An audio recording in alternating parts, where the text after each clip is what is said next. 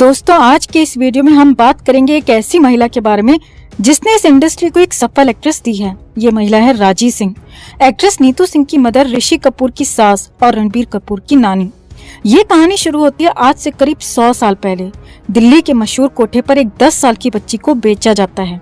इस बच्ची का नाम था हरजीत कौर। इस बच्चे के माँ बाप बचपन में ही एक बीमारी की वजह से खत्म हो जाते हैं।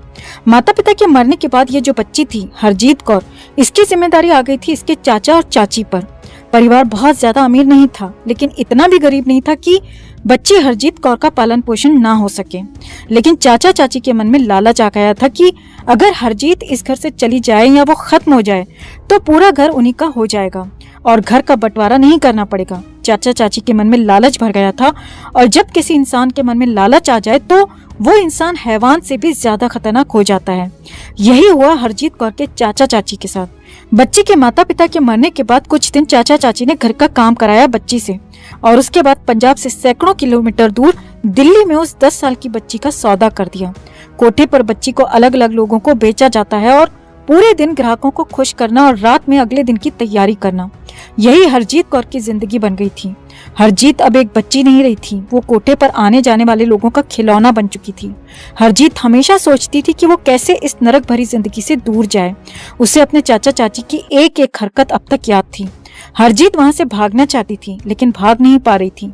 ये मौका मिला उसे 18 वर्ष की उम्र में। एक दिन उसे मौका मिलता है और वो उस कोठे से फरार हो जाती है। कोठे के गलियारों से निकलकर हरजीत एक सड़क वाले रास्ते पर पहुंच जाती है।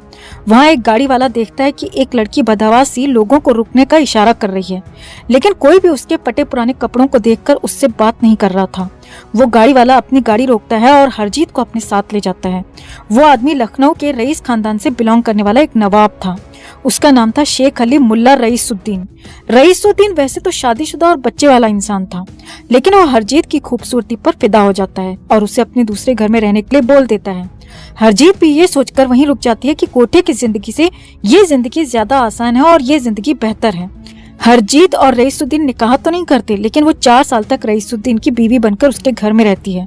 4 साल के बाद रईसुद्दीन की बीमारी की वजह से मौत हो जाती है, और उसकी मौत के बाद रईसुद्दीन के बीवी बच्चे हरजीत को उसके घर से निकाल देते हैं, यानी अपने घर से निकाल देते हैं। इसके बाद हरजीत फिर से सड़क पर आ जाती है। उसके पास न खाने को पैसे थे, न रहने को घर। यूं ही भटकते भटकते एक दिन उसकी मुलाकात एक सेठ से होती है। उस सेठ का नाम था जमाल खान। जमाल खान पूरे शहर में एक बड़ा नाम था, वो व्यापारी था। जमाल खान हरजीत को काम दिलाने का वादा करता है और उसे अपने घर में रुकने को कहता है। रात को जमाल खान हरजीत के साथ दुष्कर्म करता है और अगले दिन उसे एक कोठे पर ले जाकर बेच देता है। हरजीत अब घूमकर फिर वहीं पर आ गई थी जहाँ से वो भागी थी, बस अब जगह बदल गई थी। पहले दिल्ली थी, अब लखनऊ। हरजीत फिर से इसे ही अपनी जिंदगी मानकर उसी जिंदगी में रमने लगती है। हरजीत देखने में काफी ज्यादा खूबसूरत थी। उम्र भी उसकी सिर्फ 22 साल थी। उसकी खूबसूरती की वजह से हरजीत जल्दी ही कोठे पर काफी ज्यादा पॉपुलर हो जाती है। उसकी खूबसूरती की चर्चा इतनी थी कि बड़े बड़े सेठ, नवाब और रईस सिर्फ हरजीत की वजह से ही कोठे पर आने लगते हैं। कोठे पर तवायफों के साथ ही एक बंदा और वहाँ पर काम करता था। उसका नाम था फतेह सिंह। फतेह सिंह कोठे पर बड़े बड़े लोगों से डील करता था और तवायफों के लिए ग्राहक लाने का काम करता था, यानी वो वहाँ पर दलाली करता था। उसी फतेह सिंह को हरजीत कौर से प्यार हो जाता है। फतेह सिंह की कोठे और तवायफों की दुनिया में काफी ज्यादा जान पहचान और नाम था। उसका काफी रुतबा था, क्योंकि ग्राहकों को लाने का काम उसी का होता था। फतेह सिंह ने कोठे की मालकिन से हरजीत से शादी कराने को कहा। कोठे की मालकिन फतेह सिंह को नाराज नहीं करना चाहती थी, इसीलिए वो शादी के लिए तैयार हो गई। लेकिन उसकी एक शर्त थी। शर्त ये थी कि हरजीत शादी के बाद भी कोठे पर ग्राहकों के साथ रात बिताएगी, जैसे वो अब तक बिताती आ रही है। फतेह सिंह ने कोठे की मालकिन की ये शर्त मान ली और हरजीत कौर से शादी कर ली। शादी के बाद इनकी एक बेटी होती है जिसका नाम रखा जाता है राजी सिंह, जो कि नीतू सिंह की माँ थी। राजी सिंह जब 14 साल की हुई तो कोठे की मालकिन ने राजी सिंह को भी वेश्यावृत्ति के धंधे में उतार दिया। राजी सिंह ये सब काम नहीं करना चाहती थी, वो चाहती थी फिल्मों में एक्ट्रेस बनना। लेकिन जब उसने अपने पिता और माँ हरजीत को अपने फिल्मों में काम करने के सपने के बारे में बताया तो उसे घर में काफी ज्यादा मार पड़ी। राजी सिंह के माता पिता ने राजी सिंह को यही कहा कि फिल्मों में काम करने से बेहतर है कि तुम मर जाओ। राजी सिंह वैश्या नहीं बनना चाहती थी, वो अपने सपनों को पूरा करना चाहती थी।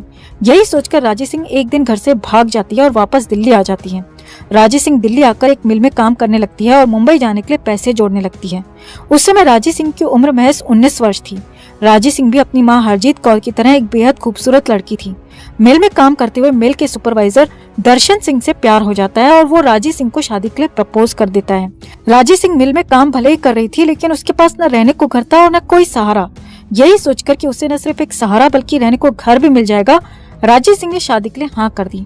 शादी के बाद राजी सिंह और दर्शन सिंह को एक बेटी होती है जिसका नाम रखा जाता है हरनीत कौर, जो बाद में नीतू सिंह कहलाई। राजी और दर्शन सिंह कुछ समय के बाद मुंबई में सेटल हो जाते हैं, जहां पर हरनीत कौर उर्फ नीतू सिंह की स्कूलिंग हुई। मुंबई आने के बाद राजी सिंह को अपना पुराना सपना याद आ जाता है। उसका बचपन का सपना था कि उसे फिल्मों में एक्ट्रेस बनना है। फिल्मों में हीरोइन बनने से पहले वो अपने पति दर्शन सिंह से इस काम की मंजूरी लेती है और फिल्मों में ऑडिशंस देने शुरू कर देती है। कई सालों तक ऑडिशन देने के बाद भी जब राजी सिंह को किसी भी फिल्म में काम करने का मौका नहीं मिला, तो उसने अपनी बेटी को फिल्मों में एक्ट्रेस बनाने की ठान ली। अब राजी सिंह फिल्म मेकर्स के ऑफिस के चक्कर अपने लिए नहीं बल्कि अपनी बेटे के लिए काट रही थी। कुछ समय के बाद राजी सिंह की मेहनत रंग लाती है और साल 1966 में राजी सिंह की बेटी हरनीत कौर को फिल्मों में मौका मिलता है। पहली फिल्म थी सूरज, जो साल 1966 में आई थी। इस फिल्म में राजी सिंह की बेटी हरनीत कौर का नाम रखा गया था बेबी सोनिया। साल 1966 में ही बेबी सोनिया की दूसरी फिल्म आ गई, इसका नाम था 10 लाख। तीसरी फिल्म आई 2 साल के बाद, साल 1968 में बैक टू बैक 2 फिल्में आई। ये फिल्में थी 2 दूनी 4 और 2 कलियां। इसके बाद साल 1969 में वारिस और 1970 में 2 फिल्में घर घर की कहानी और पवित्र पापी। बेबी सोनिया को चाइल्ड आर्टिस्ट के तौर पर काम मिलने लगा था, उसकी पहचान बनने लगी थी। लेकिन राजी सिंह अपनी बेटी को चाइल्ड आर्टिस्ट नहीं बल्कि फिल्मों में सफल और बड़ी एक्ट्रेस बनाना चाहती थी। राजी सिंह नहीं चाहती थी कि उसकी बेटी का हाल भी उस समय की चाइल्ड आर्टिस्ट डेजी ईरानी की तरह हो। दरअसल 50 के दशक में डेजी ईरानी एक पॉपुलर बाल कलाकार थी, लेकिन जब वो बड़ी हुई तो किसी ने भी उसे लीड एक्ट्रेस के रोल में स्वीकार नहीं किया। राजी सिंह जानती थी कि उसकी बेटी के साथ भी यही हो सकता है, इसीलिए 1970 में राजी सिंह अपनी बेटी को फिल्मों से दूर ले जाती है और उसे लीड एक्ट्रेस के लिए तैयार करने लगती है। ये समय था साल 1970 का। ऐसा कहा जाता है कि राजी सिंह अपनी बेटी बेबी सोनिया उर्फ नीतू को चालाक बनने का पाठ पढ़ाती थी। वो अपनी बेटी से कहती रहती थी कि बॉलीवुड में टॉप पर पहुंचना है तो चालाक बनो। साथ ही राजी सिंह नीतू सिंह को बड़ी हीरोइन बनने के ऊंचे ऊंचे ख्वाब भी दिखाने लगी थी। वो हमेशा नीतू को कहती थी कि उसे हर हाल में बड़ी हीरोइन बनना है। राजी सिंह नीतू सिंह को वापस बॉलीवुड में लाई साल 1973 में। 1973 में राजी सिंह की बेटी को पहली फिल्म मिलती है जिसका नाम था रिक्शा वाला। राजी सिंह की बेटी का असली नाम था हरनीत कौर। बचपन में जब फिल्मों में काम किया तब उसका नाम रखा गया बेबी सोनिया, और अब लीड एक्ट्रेस के रूप में काम किया तो नाम रखा गया नीतू सिंह। इस सब के पीछे राजी सिंह का ही दिमाग था। वो नहीं चाहती थी कि लोग उसकी बेटी को बेबी सोनिया के रूप में देखें।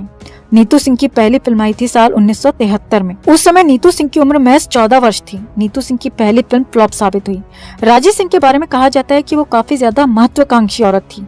वो नीतू सिंह को हर हाल में सफल एक्ट्रेस के रूप में देखना चाहती थी, इसीलिए नीतू सिंह सिर्फ उन्हीं फिल्मों में काम करती थी जिन्हें राजी सिंह पास करती थी। पहली फिल्म फ्लॉप होने के बाद राजी सिंह को लगा कि उसकी बेटी फ्लॉप एक्ट्रेस न बन जाए। इसके बाद राजी सिंह ने नीतू सिंह का एक बोल्ड फोटोशूट कराया। वो फोटोशूट इतना बोल्ड था कि उसके बाद बड़े बड़े फिल्म मेकर्स की लाइन लग गई जो सिर्फ नीतू सिंह को लेकर ही फिल्में बनाना चाहते थे। राजी सिंह के बारे में एक किस्सा काफी ज्यादा मशहूर है। किस्सा तब का है जब नीतू सिंह को ऋषि कपूर से प्यार हो जाता है। राजी सिंह को जब पता चला कि उसकी बेटी का अफेयर ऋषि कपूर से चल रहा है तो राजी सिंह ने चप्पलों से पिटाई कर दी उसकी। लेकिन इसके बाद जब ऋषि कपूर ने नीतू सिंह को शादी का प्रपोजल दिया तो राजी सिंह भी मान गई। राजी सिंह एक बेहद ही बुद्धिमान औरत थी। वो अति महत्वाकांक्षी औरत थी। अपने सपने जो वो खुद के लिए पूरा नहीं कर पाई वो उसने अपनी बेटी के द्वारा पूरे किए। ये बात अलग है कि इन सपनों को पूरा करने में बेटी नीतू सिंह कभी भी अपना बचपना नहीं जी पाई। नीतू सिंह के फिल्मों में सफल एक्ट्रेस बनने के बाद राजी सिंह ने काफी ज्यादा लग्जरी लाइफ जी। राजी सिंह ने नीतू सिंह की एक मूवी में एक्टिंग भी की थी। ये फिल्म थी रानी और लाल परी। इस फिल्म में राजी सिंह ने नीतू सिंह की मदर का रोल प्ले किया था। इसके अलावा राजी सिंह ने कुछ फिल्मों में कॉस्ट्यूम डिजाइनर के रूप में भी काम किया था। ये फिल्में थी कभी कभी, दूसरा आदमी और ग्रेट गैम्बलर। राजी सिंह के पति दर्शन सिंह की मौत हुई या इन दोनों का तलाक, इसका कहीं पर कोई जिक्र नहीं आता। लेकिन राजी सिंह की मौत साल 2009 में हुई थी। मौत का कारण था कार्डियक अरेस्ट।